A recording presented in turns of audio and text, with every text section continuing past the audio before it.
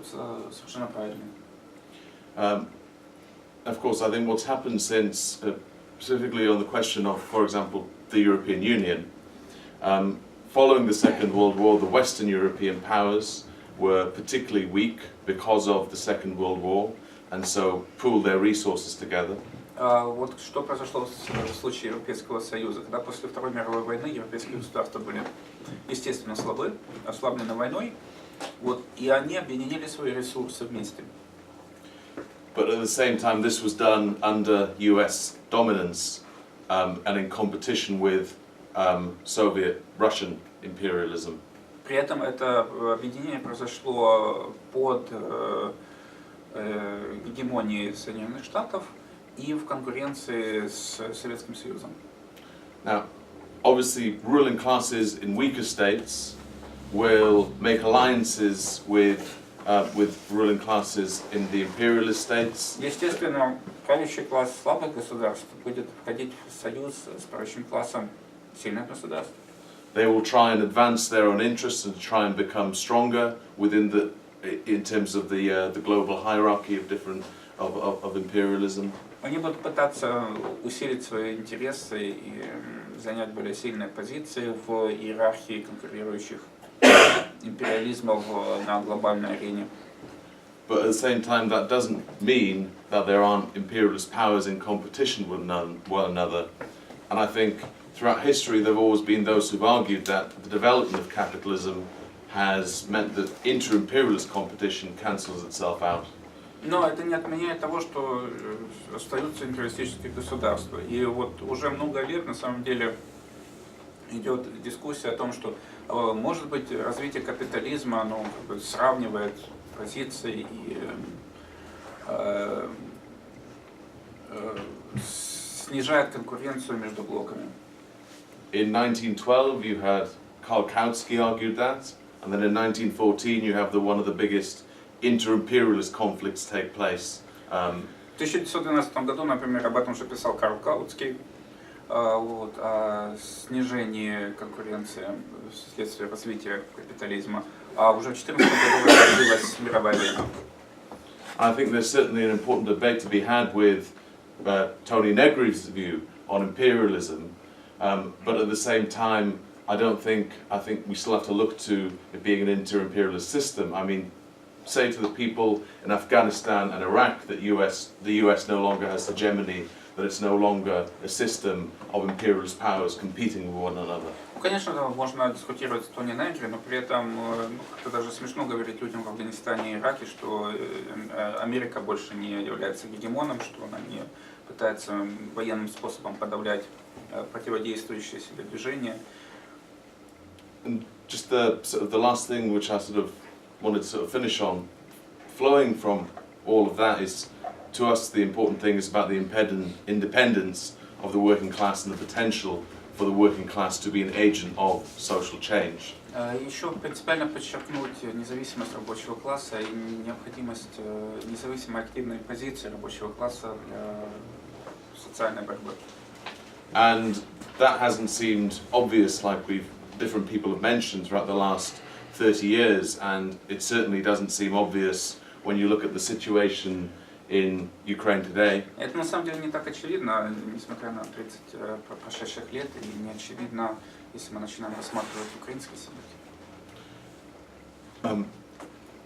But I think we still have to sort of insist on on the idea that that we can try and forge unity within the working class and be quite clear on that politically.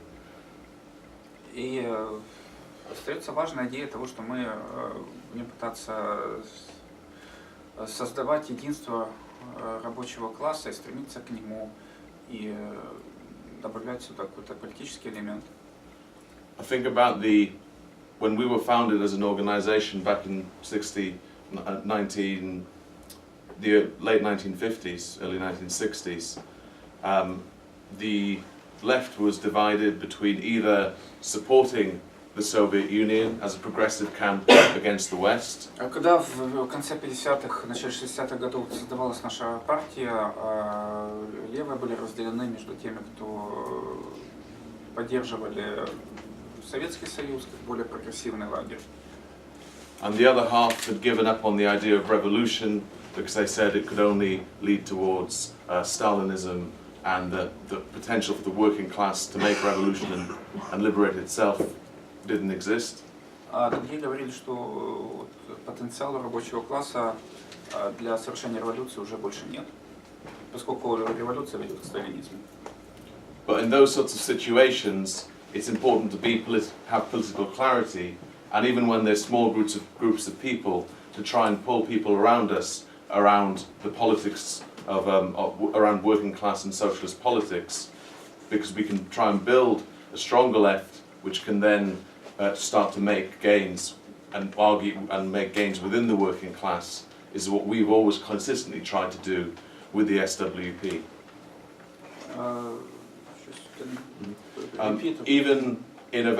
Even when there's only a small number of you, like there was with us in the late 1950s, where the majority of the left don't look towards the working class as being an agent of change, insisting very clearly that on those sort of politics that the working class can actually change things is incredibly important to try and build the left, to try and then make gains later. Даже в той ситуации, когда мы были настолько слабы и так мало левых настаивали на том, что нужно обратиться к рабочему классу и защищать активное самостоятельное действие рабочих, это было все равно очень важно.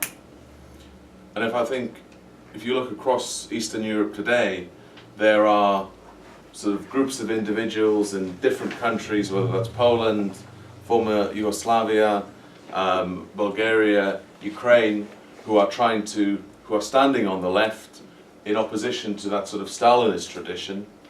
And those groups are incredibly important, and I think what they do can be incredibly important. И если мы сейчас посмотрим на Восточную Европу, Польшу, бывшую Югославию, Чехословакию бывшую, то даже те небольшие группы левых, которые там существуют, они все равно играют важную роль, и они очень важны. And I'm not saying that in the short term, simply putting the argument about the independence of the working class and about socialist politics is going to shift the political situation in the short term in reality. Я, конечно же, не говорю о том, что просто пустые слова о том, что о рабочем классе, о социалистической политике в краткосрочной перспективе что-то действительно изменят. But what we have to try and do is start to win people, whether that's 1 or 2, 3 or 4, here and there, within the working class. Но мы должны завоевывать людей 1, 2, 3, 4, привлекать их к себе. To a politics which says the working class can change the world and needs independence. When we first raised the slogan in the late 1950s, neither Washington nor Moscow, but international socialism, which we've always said, that's what we've tried to do. And I think it shows that actually when small groups of socialists can actually start to pull people around them, later on they can have a political effect, whether that's Lenin and the Bolsheviks under Tsarist repression, when they tried to build that organization and then made part of a revolution in 1917, or whether that's in the darkest days of nationalism and war. We can begin to build a left and make gains in the future and try and win people around that. То есть это даже начиная с небольшой группы людей, мы можем в дальнейшем добиться какого-то большего политического успеха, точно так же, как и мы, когда выдвигали лозунг не Вашингтон, не Москва, но и международный социализм, так же, как и Ленин начинал с небольшой группы, но смог построить партию, которая сыграла решающую роль в российской революции.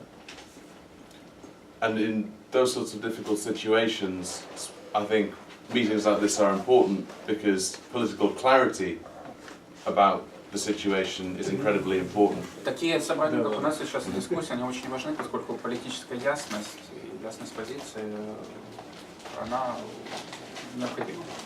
I just want to say, thank you for inviting us, and I hope we can continue the discussion about what socialists need to do in these sort of situations and how we position ourselves against imperialism, against our ruling classes, and look towards a working class changing the world through revolution.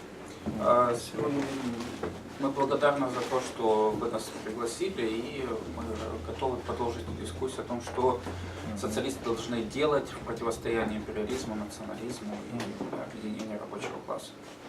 Спасибо. Спасибо. Значит, будет, Роберт, спроси, заключительные 5 минут. The last remark. Just very briefly, very on a couple of, just I think, One moment. Один момент. Значит, товарищи, сейчас Роберт завершает это мероприятие. У нас где-то минут 20 будет перерыв, кофе-брейк, где можно спокойно поговорить. И после этого, кто захочет, останется на следующую лекцию, которая называется как «Психологическая война». Закономерности психологических войн. Да, методы противодействия, формы психологических войн, противодействия им. Это будет цикл лекций, который... Кто читает это? Ну, товарищ Губенко читает.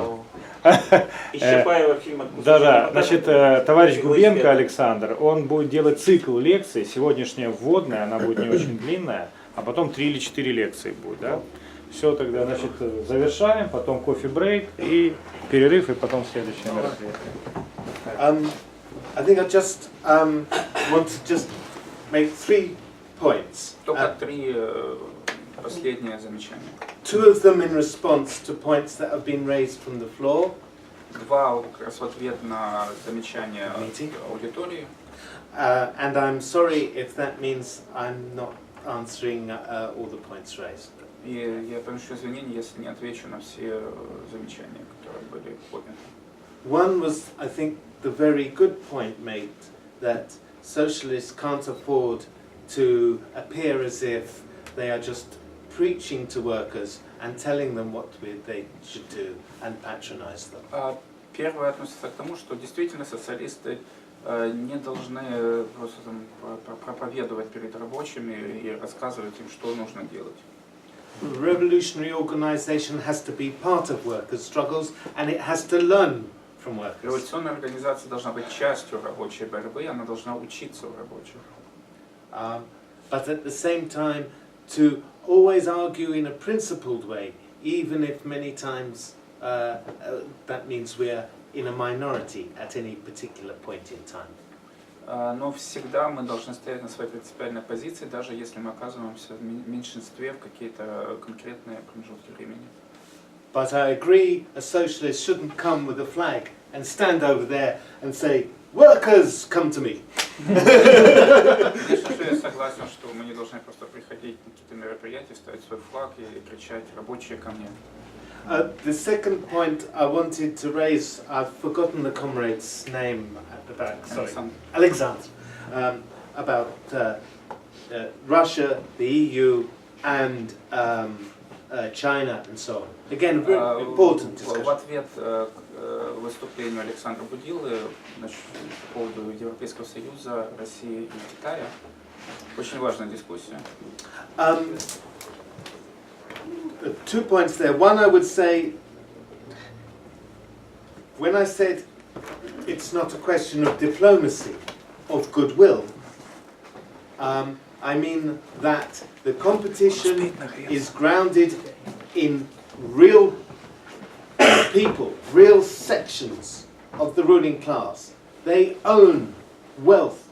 I don't just mean wealth, but the means of production.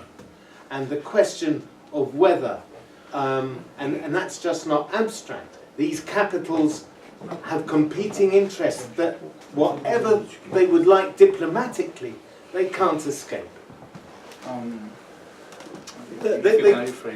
Okay. The owners of capital have competing interests. They can't just diplomatically wish them away. Собственники капитала имеют конкурирующие интересы, и они не могут просто вот представить, что этих интересов не существует. So this may mean they want to unite on a political level, but find themselves in conflict. То есть они могут даже политически решить, что нам нужно объединиться, но объективно они находятся в конкурирующих позициях. But I think you raise an important scenario, is that none of this ever remains static. These conflicts are dynamic, and they can change in unexpected ways. Ну, конечно же, вот эта ситуация меняется, эти конфликты не являются статическими, они динамические. И ситуация может поменяться в очень неожиданный способ. So, for example, the European Union possibly could fragment. Европейский Союз действительно может развалиться. Maybe there will be an alliance at some point between Western powers, Russia or China, over Southeast Asia or something. We don't know. А может быть, например, союз с Западной Европой, Россией, Китаем, например, противостояние с Юго-Восточной Азией. But what we do know is that these conflicts will always be a disaster for our class. Но то, что мы точно знаем, что такие конфликты всегда будут иметь катастрофические последствия для рабочего класса. And on that, I just want to finish with one short passage from an article written in 1953 by Tony Cliff in relation to the Korean War that was taking place. И я бы хотел закончить цитатой из статьи 1953 года, написанной Тони Клиффом. The lineup of imperialisms is now different from 1953. Разделения внутри империализма сейчас другие, чем в 1953 году. But I think the underlying point is the same. Но основная позиция сейчас точно такая же. Against imperialist war and always for the independent role of the working class. Против империалистических войн и за независимую роль рабочего класса. And I'll just so finish with this. И закончим на этом. In their mad rush for profit, for wealth, the two gigantic imperialist powers are threatening the existence of world civilization. В их сумасшедшем стремлении к прибыли, к богатству, две гигантских империалистических силы угрожают существованию мировой цивилизации. They are threatening humanity with the terrible suffering of atomic war. Они угрожают всему человечеству с ужасными последствиями ядерной войны. The interests of the working class, of humanity, demand that neither of the imperialist world powers be supported. В интересах рабочего класса человечества требовать, что ни одно из империалистических мировых государств не должно быть поддержано. But that both be struggled against. Против них нужно выступать против наравне. The battle cry of the real, genuine socialists today must be neither Washington nor Moscow, but international socialism. Лозунгом настоящих искренних социалистов сейчас должно быть не Вашингтона, не Москвы, но международный социализм. Спасибо. Спасибо.